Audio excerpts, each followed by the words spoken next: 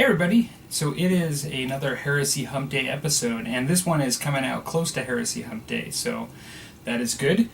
So I had a couple videos last week that I did put out, shorter clips than the Heresy Hump Day chats like usual. Basically, I did do a Heresy Hump Day long chat last week, and for the first time ever, I actually cut off the chat in the middle and didn't upload it. I found that the topic that I entered for discussion was just not refined enough, my thoughts on it, to actually continue through the chat. I actually felt that the way I was framing it for the discussion for the video, it was not working for me, and I just didn't want to upload something that I didn't feel good about. And, honestly, that's the first time since I've done the channel that I ever shut off a video. And so, it's kind of funny. So, I will touch back on that topic in the future, but it's funny. It's not that I didn't put any videos out last week. I did. I thought I'd share that. It was just sort of an interesting thing. I don't know for you guys that are content producers if that's ever happened to you, but I think this is gonna be a bit of a short chat today. Table update and new game. I will have a sponsored beer. I guess it's not the new year, but it's like the summertime, and I've been trying to exercise more and stuff, try to shake off the winter, which is long in Canada here. I mean, it's like 8 months out of the year, and so weather's really nice, it's really warm. I've been doing some sort of like speed walks, like fast walking, like in my area, with lots of hills and things, and actually brought one of my daughters along with me today, so it was really nice after work. So yeah, been doing that, just trying to keep busy. I have a Rebel Juiced IPA today by Sam Adams. Now, I've had a couple of these. I have a couple of different types. It came in a box set. I actually got it for Father's Day. They're not bad, actually. I know some people really hate citrus mixed with beer, despite the fact that some beers are traditionally, like wheat beers and things, at times traditionally served with like a lemon wedge or orange slice or things like that. Some people just really hate it. I find if it's done well, I don't mind it. I don't mind a lime in my Corona. I don't mind some citrus in a wheat beer. And honestly, some of this like citrusy hops kind of thing, this IPA, it's actually not bad. It's kind of interesting. I would never take it over as a replacement for IPA. Like, I prefer my other beers, like the straight beer, more. But this actually was kind of a neat little twist. So, I'm quite excited, and I also regret that I have to share that I'm getting into another game. Now, I've not really on my channel talked about this game. I may have referenced it at times, but I don't think I've done much to hint in my videos too much that I've been interested in this game. Having said that, I've been interested in this game for over a year, and it's a game that I did play a long time ago, not to any significant extent, when I was really little, like little kid, because this game's been around a long time. Just constantly updated and things. And so, about over a year ago, a channel that I watch, Warhammer Fritz 40K, has been kicking out lots of videos on Battletech. And I found them very interesting. I wasn't immediately drawn to it, but I've been watching the videos and really liking them. I've been watching the tactical videos, and I've been thinking about it a lot. So, in all fairness, like, the videos by Fritz 40K from like over a year ago are the ones that sort of introduced me to the concept of thinking about this.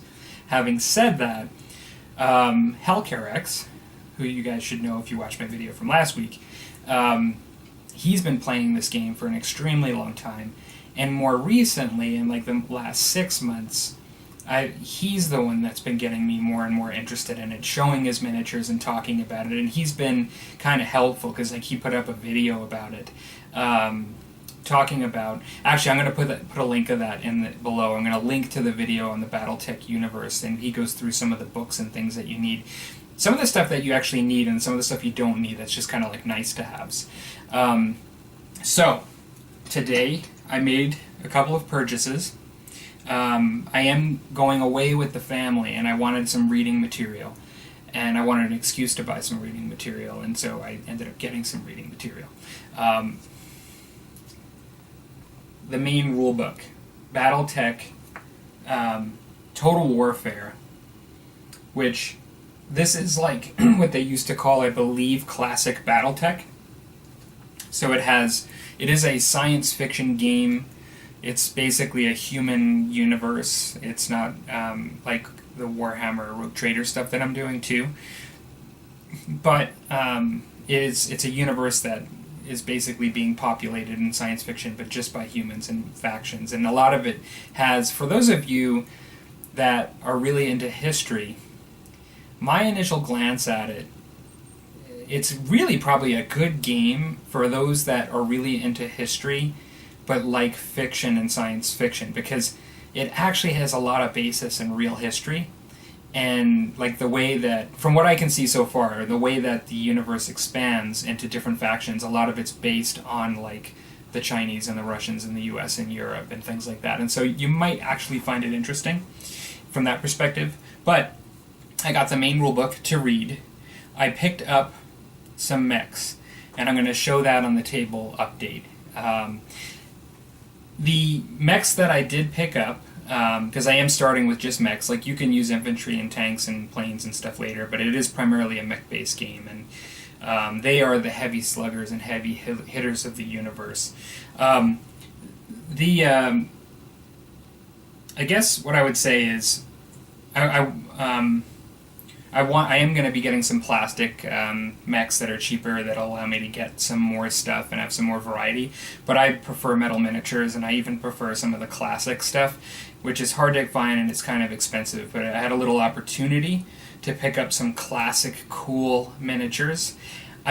Because I'm such a noob in this universe, despite some of the initial research I've done, I don't know that I've picked like a very good few that work together well. I knew that I picked classic ones, very good archetypes, if you will, like ones that anybody that knows anything about Battletech would know them. I may need to supplement, even in the beginning, some of these, they may not work the best together, but I liked the miniatures, and so I'll show you the ones that I've got after I show my goblins on the table. I'm going to do some videos. I've already got some decisions like on the faction that I'm doing and like some detailed info, but I'm not going to talk about that today. I think that those just deserve videos in the future. I'm not going to just go into too much depth today. But I'll talk a little bit about why I chose this one. I did like the videos that Fritz did, the tactical kind of videos, and I found that interesting. I found that a lot of the games that I'm playing, some of them, Musket and Tomahawks for instance, and then some others, are fast-flowing games, and like from a time perspective, they go kind of quick, and in some ways, in order to facilitate that, you need to sacrifice some detail. So like in Musket and Tomahawks, when you shoot somebody, you don't determine, like in the cowboy western game that I don't play, the Rules with No Name, there are charts that show like where you hit and what kind of injury you get. And so you're not getting to that level of granular detail, and that does actually facilitate the smoothness and speed of gameplay. And that can be very enjoyable, as many of you know, like Musket and Tomahawks is up there with like my favorite game, or next to like my favorite games. And so I like those games, but I also see an appeal at times for a game that may not be as fast, but that adds to the imagination with lots of layers of detail that happen through maybe even random mechanisms. I also think that can generate a narrative in some ways. So in Battletech, it's a 6mm scale game, and so you have these like big like mech kind of robots that are piloted by people. So they're kind of like meant to be like a tank or something, in the sense of, the ability to lay firepower or dominance on a battlefield. But in the game, like, they generate heat, and so you actually have to watch the amount of heat that's being generated, or they can shut down. When you get hit, like, you can blow different kinds of communication systems or engines or electrical systems or whatever. Like, I'm not an expert in the game, but I know that you can damage systems, which can affect the way you move. You can blow an arm off, which might have a weapon on it. There's lots of detail, but it creates a bit of a tactical kind of game. And then it also, like, you can have a miniature in a miniature game, and I can say Musk and Tomahawk set, like, I get hit by a musket rifle and you either die or you don't. But the level of detail for that model, for your imagination, in that instance, is only so much. Now, you might create characters and officers which have lots of detail in their abilities and things, but when, like, in some of the combat mechanic in certain aspects of the game, you're sacrificing detail and for smoothness and speed of gameplay. Sometimes I think it's fun to have more detailed games, if that's what you're setting out to do, where it opens up your imagination and you feel like that miniature has a lot more going on in it. So that battle mech, because all of a sudden heat's building up and you damage certain systems, well, it's still just a hunk of metal and a miniature.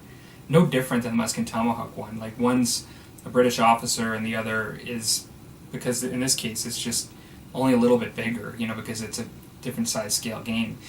They're both just pieces of metal, yet this rule set, like, embeds like tons of detail into that miniature and what can happen to it.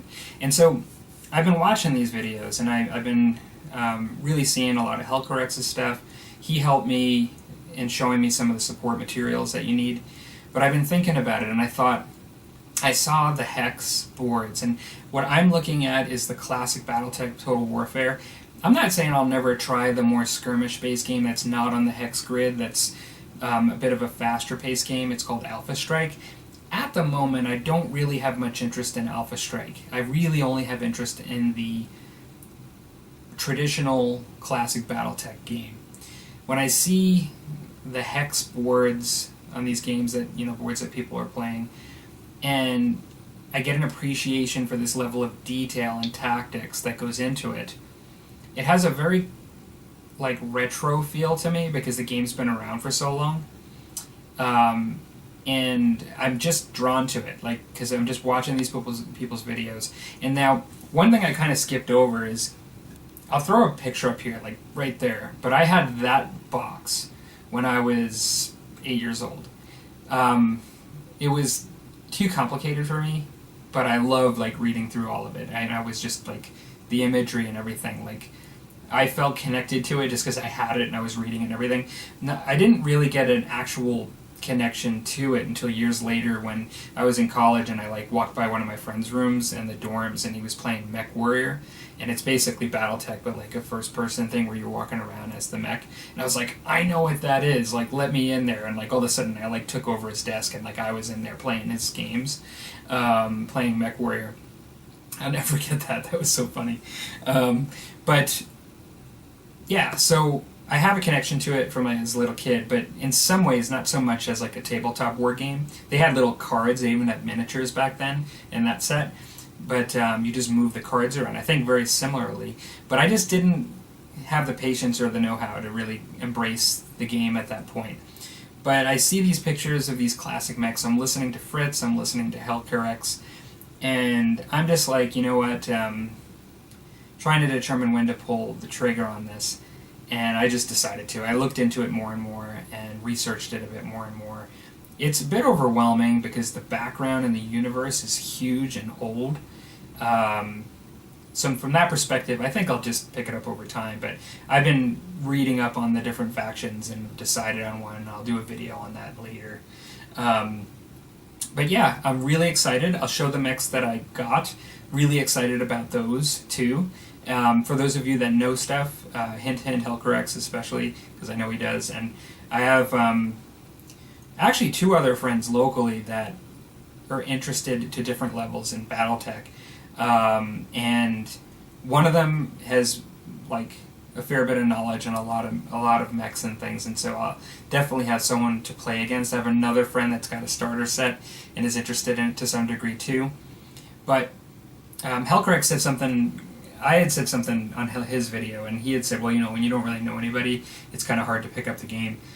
There's like a Facebook group with like 60 players alone in Calgary, just on the Facebook group. But then like there's 2 Catalyst like demo people in my city, and so I think there's actually a fair bit of Battletech ability to play it, some action going on. And so I don't think, between like people I know already and then people that I don't know yet, but I don't think it's hard to connect with, I don't think it'll be too hard to get games in eventually. And I'm also thinking it'd be kind of fun to solo play some of this a little bit too, and that'll be interesting to talk about in the future. So so what I'm going to do is I'm going to be cutting this one a little bit short today, but I'll probably have a little bit of a lengthy table update. I'm going to just quickly show my goblins where I'm at with them. I made a little bit of progress since the last video, and then I'm going to show my my new Battletech miniatures. Okay. So on my goblins, since the last video, I have, after touching up the green a bit, I did a wash on the green skin, and then I did another highlight on the green skin on the 36 goblins, and so that took me a little bit of time. I think I may have done a little bit of painting on maybe the bone. I'm trying to remember from the last video. I think maybe the guy's horns and stuff weren't done yet, like some just tips on the bows, like just little details. I still have some little bits of detail work still to do, but I do think the skin's starting getting there. I have another highlight to do at a minimum on them, to just right now.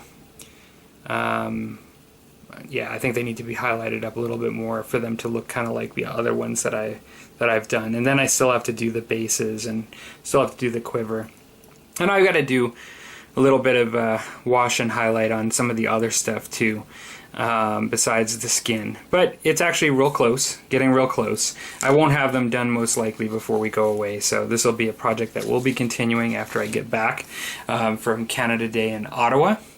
I did as well work a bit more on my tower. Let's see if I can pull back a little bit more here. I am still happy with how this is coming, actually.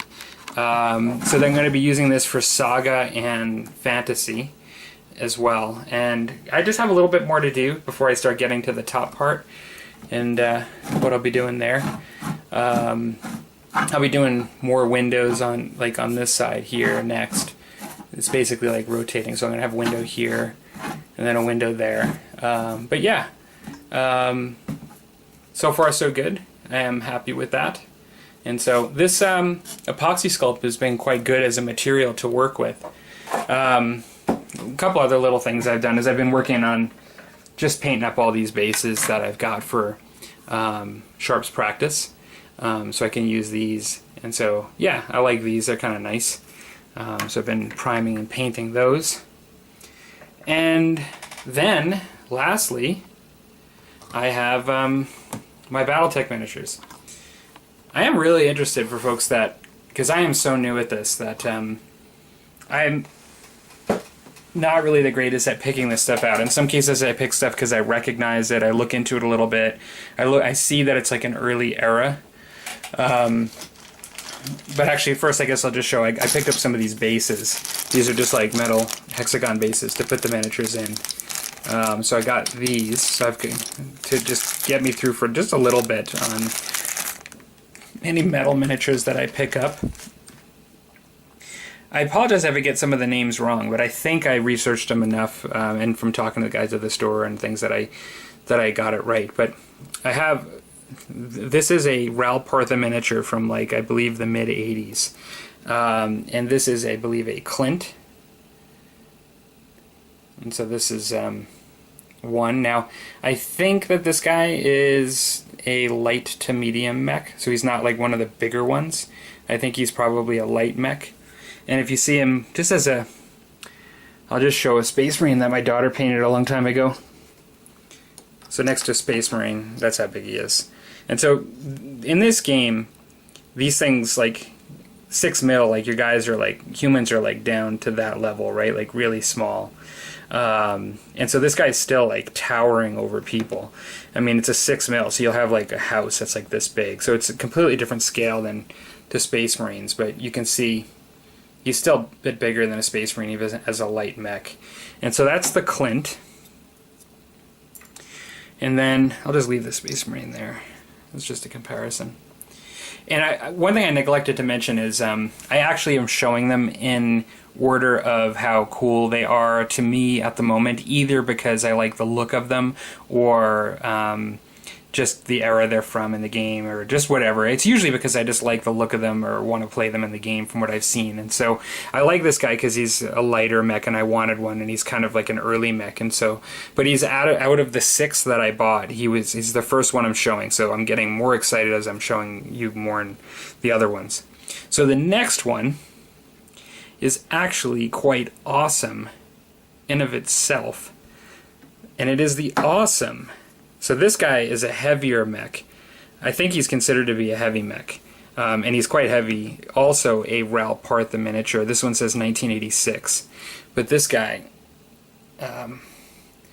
is just very cool looking. Very solid. I don't really know how well he plays in game, but there's a lot of detail up in the shoulders through here that you can paint up little patchworks and stuff. He looks kind of cool, and so I thought he would be a nice one to have. And I'll likely get a plastic one of these if I get a starter set too. On most of these I will in many cases, but I want to have some of the metal ones, and so I got a metal Awesome.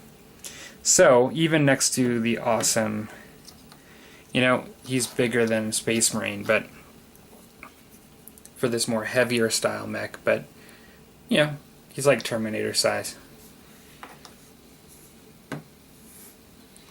So the next one that I got that I thought was really cool was I believe is a Grasshopper. So I think he's a heavy mech, but my understanding is he can jump and he's like very maneuverable and fast for a big mech, and he has lots of lasers and stuff, ability to shoot lasers, and so I hear he's actually quite good in the game. I have to read more up on him, but there we go, like a light mech and 2 heavy mechs so far. And now the next one is the Commando. And so you hear a lot about some of these because they're just like miniatures that have been around for a long time and types of characters. I hear a lot about the Commando. It seems to be like a popular one. I know it's not a heavy mech. I don't think it's medium. It's probably a light mech. Could be medium. But it seemed like a good one to have, and I like the look of it, and so I picked up one of those. So far, like 2 are smaller ones and then like 2 bigger ones. I have no idea how these would work points together so far. Honestly, like, I didn't buy it for that reason per se. Now, the next one I have is, I hear it's supposed to be an unseen mech. And so this miniature style is like the original style from Ral Partha, and they don't make this style anymore as I understand it. And he's supposed to be good in the game. And so I have a Griffin. Now, he has a backpack on, and he also came with 2 weapons. He came with this weapon that I guess mounts on a shoulder, and then I have this one, which I might have to model a little bit. It has like, I don't know if it comes this way or if other people, it looked like when it's a gun that I think is supposed to go like this, here, and then go like that, but actually I think it's supposed to have a stock on it from what I've seen. I can just model one on, I think, but it's mostly there. But this guy is actually probably one of the heavier ones. of the ones that I bought. I mean, physically, this thing is like really heavy in comparison to the other ones. Lots of steel there. But he's very blocky, very dense looking. He's a heavier mech. So I got that one. And then last but not least, the absolute number one that I wanted, and this is also an unseen one, but I really wanted one of these to play the game, is I have a Marauder. And these look very much like Robotech to me, and I think that's why they were no longer allowed to be made in Battletech, and they had to change the design. In the future, they still looked like a walker like this, you know, with the guns and things, but they just look very much less organic like the Robotech one. They look a little bit different now, less organic, I would say. This looks like an organic design to me, where it's robotic, but it's got lots of curvature here, and it just looks very organic. I think these are supposed to be pretty tough, like pretty heavy in the game. And so, yeah, so I've got this guy. So I'll talk more in the future about, I have to put these guys on the bases too, but I'll talk more in the future about the faction that I'm going to use. Interested in people's thoughts on the game playability of the ones that I have now together. Like, I kind of realized that getting all big guys is going to just limit your ability to have like more well-rounded or dynamic lists. You know, if you just have like, let's say like a Griffin and or an Awesome and a Marauder or something, it's just going to be really hard to round out your lists. It's going to be really, a lot of your points probably centered into something. But I don't know enough about the game yet. But I was kind of thinking, like, with the Commando and the Clint, you know, I have the ability to now, like, maybe bring a couple of smaller ones and a larger one. You know, I can mix it up a little bit. And, you know, I'll be getting some more plastic ones. I'll likely be getting some more metal ones like these, too, in the future, because I just really like these. I'd like to start the game playing some of the earlier eras anyway, and then move my way up, you know, later into other stuff, you know, depending how much I like it and things. And so I think I am going to like it. I'm not that doubtful on that. So I'll be, and this won't take me that long to paint this stuff. And so I'll be continuing with my Age of Sigmar stuff as planned, and then throw these guys in just to play a little bit of Battletech. And the fall is still completely I'm gonna be doing like some Oldhammer painting. I also have some historical plans for both Saga and Musket Tomahawks coming up too. So that's kind of what to expect on the channel coming forward. There's gonna be a mixture of painting of both historical and fantasy. And then now a little bit of sci-fi too. Both Rogue Trader, you know, stuff like from the Citadel Games Workshop side, as well as a little bit of Battletech.